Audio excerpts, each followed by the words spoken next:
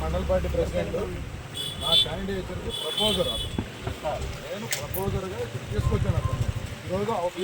అని చెప్పారు sir VRO అని చెప్పి లోపలికి అయితే అట్లా వెళ్ళకూడదు మీరు ఏదైనా సరే ఎవరైనా సరే ఒక సిటిజన్ని మీరు ఎలక్షన్ డ్యూటీ చేస్తా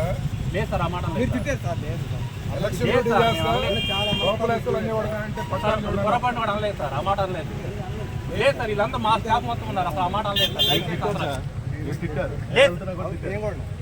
సార్ మిమ్మల్ని అసలు సార్ నేనేమన్నాను విఆర్ఓ అని చెప్పి వెళ్తే కరెక్ట్ కాదు సార్ కార్తో పాటు వెళ్ళలేదు నలుగురు అని చెప్పి బ్రదర్ ఒక మాట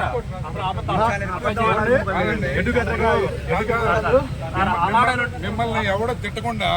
పలానోడు లంజాగోడు కానీ తిట్టాడా అని చెప్పి ఎవడైనా సరే మనిషి అన్నోడు ఎవడని చెబుతాడా లేదు పొరపాటు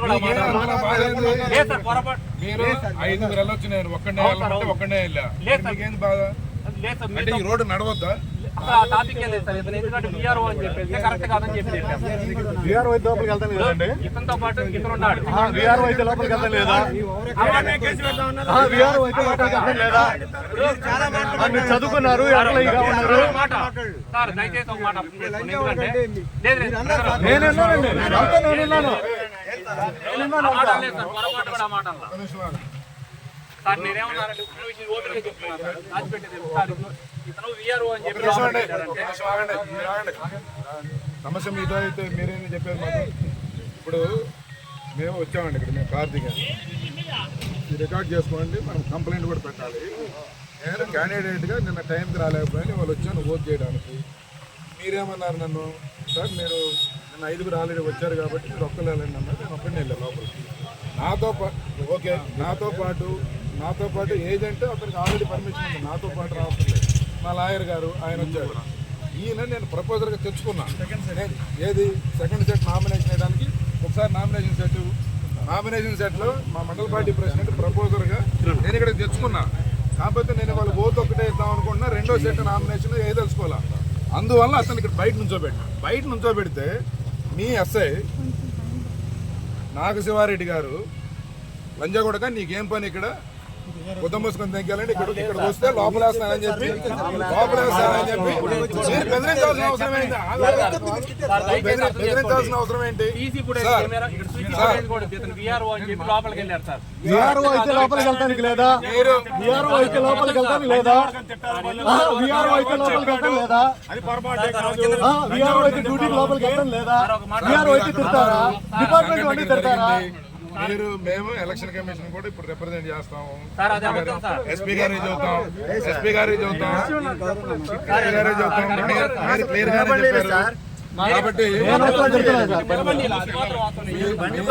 మాట్లాడటానికి కూడా సార్ లోపలికి వెళ్తే కరెక్ట్ కాదు కదా అది సార్తో పాటు ముగ్గురు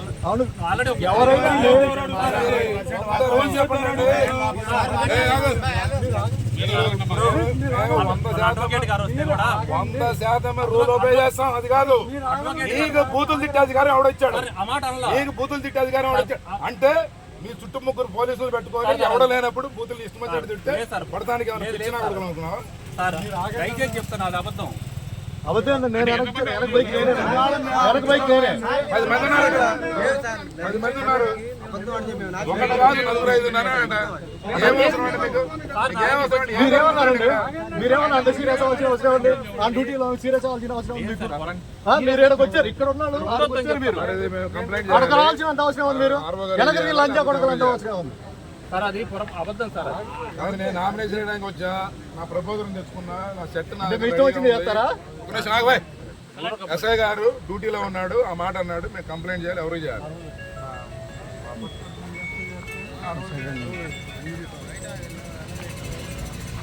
లేదంటే నేనే పెడతాను జరిగిన ఫ్యాక్ట్స్ అన్ని పెట్టండి